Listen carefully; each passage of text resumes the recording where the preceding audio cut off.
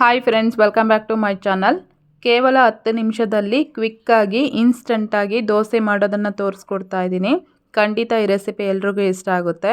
ಅಷ್ಟೇ ಸೂಪರಾಗಿ ಕೂಡ ಇರುತ್ತೆ. ಮಕ್ಕಳಂತೂ ತುಂಬಾ ಇಷ್ಟಪಟ್ಟು ತಿಂತಾರೆ. ನಮಗೆ ಅಡುಗೆ ಮಾಡೋದಕ್ಕೆ ಟೈಮ್ ಇಲ್ಲ ಅಂತ ಅಂದ್ಕೊಂಡಾಗ ಕೇವಲ ಒಂದು 10 ರಿಂದ 15 ನಿಮಿಷದಲ್ಲಿ ನಾವು ಈ ರೆಸಿಪಿನ ರೆಡಿ ಮಾಡ್ಕೋಬೋದು. ಸೊ ಹಾಗಾದರೆ ಇದನ್ನು ಹೇಗೆ ಮಾಡೋದು ಅಂತಂದೇಳಿ ಒಂದು ಸಲ ಚೆಕ್ ಮಾಡೋಣ.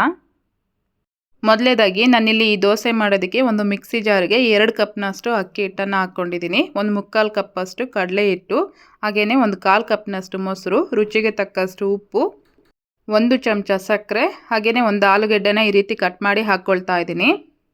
ಒಂದು 3 ಬ್ಯಾಡಗಿ ಮೆಣಸಿನ್ಕಾಯಿ, ಹಾಗೆಯೇ ಒಂದು ಗುಂಟೂರು ಮೆಣಸಿನ್ಕಾಯಿನ ತೊಗೊಂಡಿದ್ದೀನಿ. ಈಗ ಆಲ್ರೆಡಿ ನಾನು ಅದನ್ನು ಒಂದು 10 ನಿಮಿಷ ಬಿಸಿನೀರಲ್ಲಿ ನೆನೆಸಿಟ್ಕೊಂಡಿದ್ದೆ. ಸ್ವಲ್ಪನೇ ನೀರು ಹಾಕ್ಬಿಟ್ಟು ಇದನ್ನು ಈ ರೀತಿ ಎಲ್ಲ ರುಬ್ಕೊಂಬಂದಿದ್ದೀನಿ ನಾನು.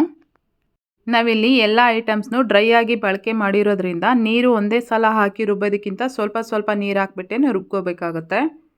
ನೋಡ್ತಾ ಇದ್ದೀರಲ್ವಾ, ದೋಸೆ ಹಿಟ್ಟು ಯಾವ ಅದಕ್ಕೆ ನಾವು ರೆಡಿ ಮಾಡ್ಕೊಳ್ತೀವೋ ಅದೇ ಅಳತೆಗೆ ನಾವು ರೆಡಿ ಮಾಡ್ಕೋಬೇಕು. ಈಗ ಒಂದು ಚಿಟಿಕೆಯಷ್ಟು ನಾನು ಸೋಡಾ ಪುಡಿ ಹಾಕ್ಕೊಂಡಿದ್ದೀನಿ. ಇದನ್ನು ಒಂದು ಸಲ ಈ ರೀತಿ ಚೆನ್ನಾಗಿ ಮಿಕ್ಸ್ ಮಾಡ್ಕೊಂಡ್ಮೇಲೆ ಈಗ ಆಲ್ರೆಡಿ ನಾನು ಒಲೆ ಮೇಲೆ ದೋಸೆ ತವಾನ ಇಟ್ಟಿದ್ದೆ. ಅದು ಸ್ವಲ್ಪ ಬಿಸಿ ಆದಮೇಲೆ ಸ್ವಲ್ಪ ನೀರು ಹಾಕಿ ಅದು ಸ್ವಲ್ಪ ಡ್ರೈ ಆದಮೇಲೆ ಈ ರೀತಿ ಒಂದೊಂದೇ ದೋಸೆನ ಹಾಕ್ಕೊಳ್ತಾ ಇದ್ದೀನಿ. ಈ ದೋಸೆಗೆ ಮೇನ್ ಇಂಗ್ರೀಡಿಯೆಂಟ್ಸ್ ಅಂತಂದರೆ ಆಲೂಗಡ್ಡೆ ಅಂತಲೇ ಹೇಳ್ಬೋದು. ಇದನ್ನು ಹಾಕೋದ್ರಿಂದ ದೋಸೆ ತುಂಬ ಟೇಸ್ಟಿಯಾಗುತ್ತೆ. ಹಾಗೆಯೇ ಸಕ್ಕರೆ ಹಾಕೋದ್ರಿಂದ ದೋಸೆ ತುಂಬ ಕಲರ್ಫುಲ್ಲಾಗಿ ಕಾಣಿಸುತ್ತೆ, ತುಂಬ ಕ್ರಿಸ್ಪಿಯಾಗಿ ಬರುತ್ತೆ ಅಂತಂದೇಳಿ. ನಿಮಗೆ ಬೇಕು ಅಂತಂದರೆ ಇದನ್ನು ಹಾಕೋಬೋದು, ಇಲ್ಲಾಂದರೆ ಇದನ್ನು ಸ್ಕಿಪ್ ಮಾಡ್ಕೋಬೋದು.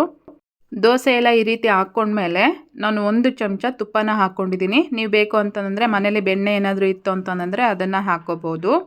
ಅಕಸ್ಮಾತ್ ಇವೆರಡೂ ಇಲ್ಲ ಅಂತಂದರೆ ಎಣ್ಣೆ ಹಾಕ್ಕೊಂಬಿಟ್ಟು ಸಹ ಮಾಡ್ಕೋಬೋದು, ಅದು ಸಹ ಚೆನ್ನಾಗಾಗುತ್ತೆ.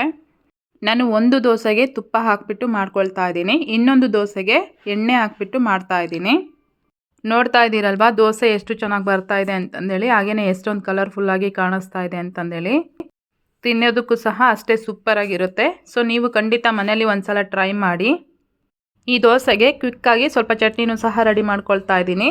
ಒಂದು ಮಿಕ್ಸಿ ಜಾರಿಗೆ ಸ್ವಲ್ಪ ತೆಂಗಿನಕಾಯಿ ಈ ರೀತಿ ಕಟ್ ಮಾಡಿ ಹಾಕ್ಕೊಂಡಿದ್ದೀನಿ, 1-2 ಚಮಚ ಕಡಲೆ, ಸ್ವಲ್ಪ ಹುಣಸೆ ಹಣ್ಣು, ಒಂದು 5 ಹಸಿಮೆಣಸಿನ್ಕಾಯಿ, 1 ಇಂಚಿನಷ್ಟು ಶುಂಠಿ, ಸ್ವಲ್ಪ ಬೆಳ್ಳುಳ್ಳಿ, ಸ್ವಲ್ಪ ಕೊತ್ತಂಬರಿ ಸೊಪ್ಪು, ರುಚಿಗೆ ತಕ್ಕಷ್ಟು ಉಪ್ಪು, ಇಷ್ಟನ್ನು ಹಾಕಿಬಿಟ್ಟು ಸ್ವಲ್ಪ ತರಿಯಾಗಿ ರುಬ್ಕೊಂಡಿದ್ದೀನಿ.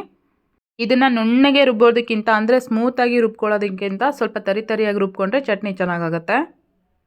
ನೋಡ್ತಾ ಇದ್ದೀರಲ್ವಾ, ಇವಾಗ ಚಟ್ನಿನೂ ರೆಡಿ ಆಯಿತು, ಹಾಗೆಯೇ ದೋಸೆನೂ ಸಹ ರೆಡಿ ಆಗಿದೆ. ಈ ದೋಸೆ ಹಿಟ್ಟನ್ನ ನಾವು ನೆನೆಸಿಡೋದು ಬೇಡ, ಏನೂ ಬೇಡ, ಆಗಲೇ ರುಬ್ಬಿದ ತಕ್ಷಣ ನಾವು ರೆಡಿ ಮಾಡ್ಕೋಬೋದು. ನೋಡಿದ್ರಲ್ವಾ ದೋಸೆ ಎಷ್ಟು ಚೆನ್ನಾಗಿ ಬಂದಿದೆ ಅಂತಂದೇಳಿ. ಈ ಥರ ಇನ್ಸ್ಟೆಂಟಾಗಿ ದೋಸೆ ಮತ್ತು ಚಟ್ನಿನ ಎರಡನ್ನೂ ಒಂದೇ ಸಲ ಮಾಡ್ಕೊಂಡು ತಿನ್ನೋದ್ರಿಂದ ತುಂಬಾ ರುಚಿಯಾಗಿರುತ್ತೆ.